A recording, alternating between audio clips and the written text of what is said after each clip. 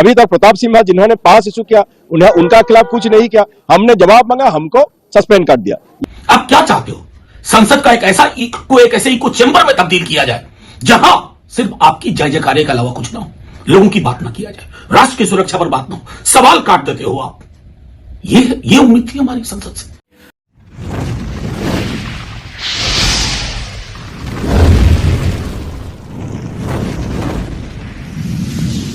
दोस्तों एक बड़ी खबर निकल के आ रही है। एक नहीं, दो नहीं, 10, 20, 30 नहीं, बल्कि 78 सांसदों को राज्यसभा और लोकसभा से सस्पेंड कर दिया गया है। अब से पहले 14 दिसंबर को 14 सांसदों को सस्पेंड किए गए, यानी कि 92 सांसदों को अब तक सस्पेंड किया जा चुका है।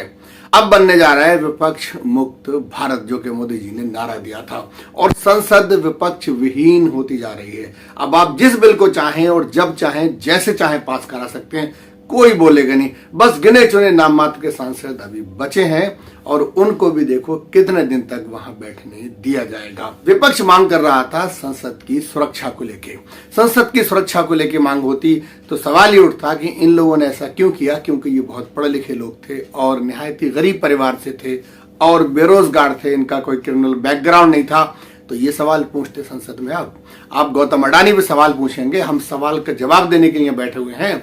माननीय अमित शाह जी को आप कटघरे में खड़ा करेंगे तो आप संसद से निकाल दिए जाएंगे। पर हैरानी की बात यह, इनमें से सत्ता पक्ष का कोई भी, यानी कि बीजेपी का कोई भी सांसद नहीं। ये सारे के सारे विपक्ष के हैं, यानी कि इंडिया गठबंधन के हैं। सिर्फ इन्हीं को ही सजा मिलनी भी चाहिए, क्योंकि ये चाहते हैं कि संसद के अंदर आपके मुद्दे उठाएं, आप लोगों में पॉपुलर हो, आपको लोग वोट मिलें, तो आगे फिर आप हमारी राजनीति को नुकसान पहुंचाने जा रहे हैं। किसानों पे थार चढ़ाने पे सस्पेंड किया जाएगा क्या? महिला पहलवानों के साथ अगर कुछ ज्यादती हो भी जाती है तो छोटी सी बात है, इस पे सस्पेंड कर दें क्या अपने नेता को? अगर संसद में कोई सत्ता पक्ष का सांसद कटुआ मुल्ला भड़ुआ बोलता है तो उसे सस्पेंड कर दिया जाए क्या?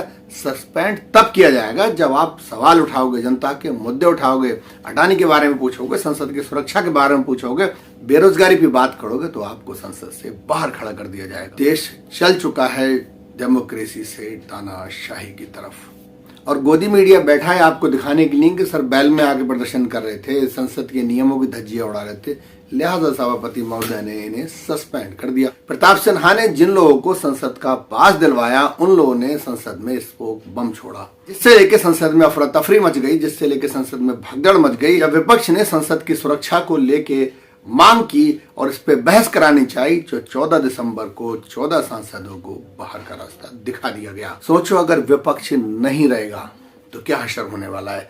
विपक्ष का काम ही यह है कि वो जाकर संसद में जनता के मुद्दे उठाए, सरकार की नीतियों के खिलाफ आवाज उठाए। विपक्ष ही नहीं रहेगा तो सरकार जो चाहे वो करेगी। 92 सांसदों के सस्पेंड होने के बाद भी किसी तरह का आप गोदी मीडिया में कोई प्राइम टाइम कोई डिबेट नहीं देखेंगे। ये इतना छोटा मुद्दा नहीं है कि जिसको आसानी से दबाया जा सके। ये मुद्दा देश की डेमोक्रेसी से जुड़ा हुआ है। ऐसी कौन सी बात थी जिस पर संसद में बहस नहीं हो सकती और सरकार बहस नहीं कराना चाहती? इवन के 92 सांसदों को बाहर का रास्ता दिखा दिया गया। कितना बड़ा सोचो ये मुद्दा होगा, और इस पर किसी तरह की कोई डिबेट नहीं है। मुझे बताइए कि जनता बेरोजगारी की तरफ नहीं है? मुझे बताइए क्या जनता बेरोजगारी से परेशान नहीं है? कि जनता महंगाई से परेशान नहीं है? क्या जनता महिलाओं की सुरक्षा को लेकर परेशान नहीं है? क्या इस नफरती माहौल से जनता तंग नहीं आ चुकी है? फिर कौन उठाएगा ये मुद्दे संसद में और कब होगी इस पर बहस? मुझे बताइए, प्रताप सिन्हा पर हुई कार्रवाई, अजय मिश्रा पर हुई कार्रवाई, ब्रजभूषण पर हुई कार्रवाई नहीं होगी, क्योंकि जनता को चुप रहने की आदत डाल दी गई है। इतने बड़े मुद्दे पे भी जनता को चुप रखा जाएगा और जनता चुप है भी।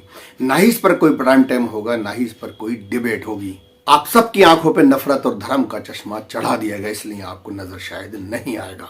दरअसल विपक्ष संसद में जनता की आवाज होता है, जनता के मुद्दे उठाता है, इसीलिए विपक्ष का होना बहुत जरूरी है।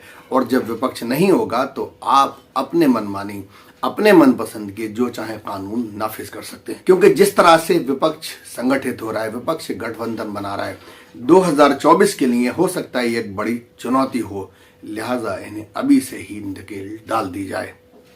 अगर आप विपक्ष को चुन भी लेते हैं या आपका कोई नेता चुनकर संसद पहुंच भी जाता है तो आवाज नहीं उठा सकेगा। जिस दिन वो बोलेगा, जिस दिन वो आवाज उठाएगा, जिस दिन वो सत्ता से सवाल पूछेगा, उसे बाहर का रास्ता दिखा दिया जाएगा। आइए मैं सांसदों के कुछ बयान सुनाता हूं कि वो इस तानाशाही पर क्या कहते हैं। अभी तक प्रताप सिंह जिन्होंने पास इशू किया उन्हें उनका खिलाफ कुछ नहीं किया, हमने जवाब मांगा, हमको सस्पेंड कर दिया।